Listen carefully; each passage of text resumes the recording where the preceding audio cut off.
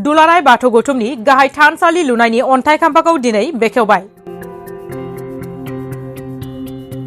गुवाहाटी नोगोरमानि बाथौपुर आहमगायाव थानाय दुलाराय बाथौ गौथुमनि गाहाय थानसालिखौ गायसननो थाखाय बिटिआर सोरखारनिफ्राय 1,10 लाख रां बावजाखौ थानसालिनि गुदि खुन्थियाखौ गायसननो थाखाय बे रांखौ हरनाय जादों। थिग बेनिनो दिनै दुलाराय बाथौ गौथुमनि गाहाय थानसालि गायसननायनि अन्थाइ खाम्फाखौ बेखेवनाय जाबाय। बेखेवगिरि महरै बाहागो लायो बिटिआरनि गाहाय मावफुं सोद्रोमा प्रमद बर' बिथाङा बाहागो लानानै बेखेवनानै होयो।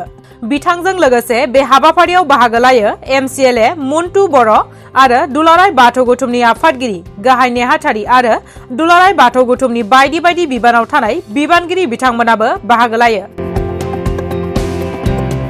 बाथौ गौथुमनिफ्राय गोबाव समनिफ्रायनो बाथौपुरिनि जि केम्पास बेखौ लुनो थाखाय गोबां रोखोमनि नाजानाय बिथांमोना अराय सम लाबाय थादों आरो बेखौ गोबां जाहोननि थाखाय हयथ' दासिमबो मोजाङै जाफुंसाराखै। दा दिनै बेखौ मावफुंनायनि थाखाय आसाम सरकारनिफ्राय माखासे अनसुंथाइ बिनाय जि प्रप'जेल बियो सोलिगासिनो दङ। दा बे समाव खामानिखौ मावग्रोनो थाखाय जिहेतु एसे डिले जाबाय, जोङो जोंनिफ्राय 1 करोड़ 1 करोड़ 1 करोड़ रां हरदों। दा बेखौनो बिथांमोना दिनै पाइलिंनि खामानिखौ जागायनो नागिरदों। दा आं मिजिंथिदों बेयो मोजाङैनो जागोन आरो बाथौपुरिनि जि केम्पास बाथौनि बेखौ डेभेलप खालामनाया जोबोद गोनां। मानोना बेवहाय गोबां हादोरनि सुबुंफ्रा फैयो, टुरिस्टफ्रा फैयो आरो बे सुबुंफ्रा फैयोब्ला सोरबा जुदि बर' हारिनि बागै मिथिनो सानोब्ला, बाथौनि बागै मिथिनो सानोब्ला जोङो नैबे केम्पासखौ डेभेलप खालामनो हायोबा बेवहाय जोङो बिथांमोनखौ लाबोनो हागोन। जों बोरै धोरोम सिबियो, जों बोरै सोलियो, बायदिसिना बेवहाय मिउजियामबो जागोन, लाइब्रेरि जागोन, गासैबो जाजोबगोन। ओंखायनो बे केम्पासआ जानाय लोगो लोगोनो जोंनि गुवाहाटीयाव फैनाय देसि बिदेसि रिसार्च स्कलारफोर, टुरिस्टफोर बयखौबो लाबोनानै जोंनि हारिनि सिनायथिखौ जोङो मुलुगाव फेहेरनो थाखाय मोजां जागोन। दा नंखायनो आङो सानो गभर्नमेन्ट साइडनिफ्राय जेसेबां हेल्प मोनगोन बेजों लोगोसे जोंहा सिबियारिफ्रा बयबो जुदि एसे एसे नाजालायोबा बारा गिदिर बाथ्रा नङा बियो, बयबो एसे नाजालायगोन होननानै आं सानदों। आरो बाथौपुरियाव मोनसे गिदिर बाथौनि केम्पास थानाया बर' हारिनि थाखायनो गोग्गानायनि बाथ्रा। दा बेखौ जाहाथे बयबो गोसो होयो आं बेखौ खावलायगोन। सार, मालाबा नुनो मोनो जोङो धोरोमखौ लानानै बर' हारिनि गेजेराव एसे दावराव दावसिखौ जानायखौ नुनो मोनो। बे बर' हारिल' नङा, मुलुगाव जिखिनि दावराव दावसि जादों दा धोरोमखौ लानानै जादों आरो हाखौ लानानै जादों। दा बेवहाय जों थिग जानांगोन जे मोनसे हारिया जोङो गावनि सिनायथि, गावनि थामोनथा, गावनि जि हारिनि भेलुसफोर बेखौ जुदि जोङो लाखिनांगौब्ला अब्लानिया जोङो गावनि नंगुबै धोरोम, नंगुबै कालचाराव जों थानांगोन। मानोना मुलुगाव जेला नोङो मालायनि कालचार, मालायनि धोरोम, मालायनि माबायाव बारसनगोन अब्ला बेहा अरिजिनेलिटि बेहा जेबो गैया जालांगोन। दा बेनिखायनो मुलुगाव गोबां हारिफोर दङ, बिसोरनि सुबुं अनजिमायाबो गोबां, रांखान्थियावबो जौगानाय, सोलोंथायावबो जौगानाय, नाथाय गावसोरनि सिनायथि होननाय बिसोरा जेबो गैला। आं भारतआवनो नुदों गोबां हारिफ्रा दिनै कालचारेलि थैलांगासिनो दङ, ट्रेडिसनेलि थैलांगासिनो दङ। दा जोंनि हारिया दिनै बासिनानै दङ बिकज मानोना जोङो एसे कनजारभेटिभ जाथि।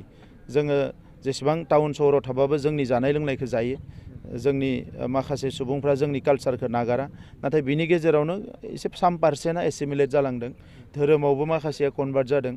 दा आं बेखौनो सानो जे जोंहा सासे बर' फिसा हिसाबै बर' माहारियाव जोनोम जानाय साफ्रोमबो बर' फिसाया बयहाबो बिबान दङ गावनि हारि, गावनि धोरोम, गावनि राव थुनलाइ, गावनि सिनायथिखौ लाखिनो थाखाय। मानोना बे सिनायथिनि थाखाय, बे रैखाथिनि थाखायनो जोङो 5,000निख्रुइ बांसिन सुबुङा जिउ गारनो गोनां जाबाय। दा नंखायनो बर' हारि हिसाबै मुलुगाव सिनायजानो थाखाय जोंनो बारा गोबाव नाङा। दिनै गोबां डेभेलपमेन्ट फैगासिनो दङ जोंनियाव। कालचाराव जोङो गोबां जौगानाय, गोबाङानो मिथिगो दायो। जोंनि लिटारेचाराबो गोबां जौगालांबाय, जों गोबाङानो मिथिगो। दा बे हिसाबै जोङो इन्टारनेसनेल टाच खालामनो हानाय लेभेलाव फैखाबाय।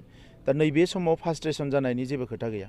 मोनसे समाव मालायफ्रा जोंनि ड्रेस गानबा मुगैयोमोन, बायदिसिना नोजोरजों नायोमोन। दिनैथ' जोंनि आर'नाइखौनो बयबो लायो, जोंनि ड्रेसखौनो बयबो गानो।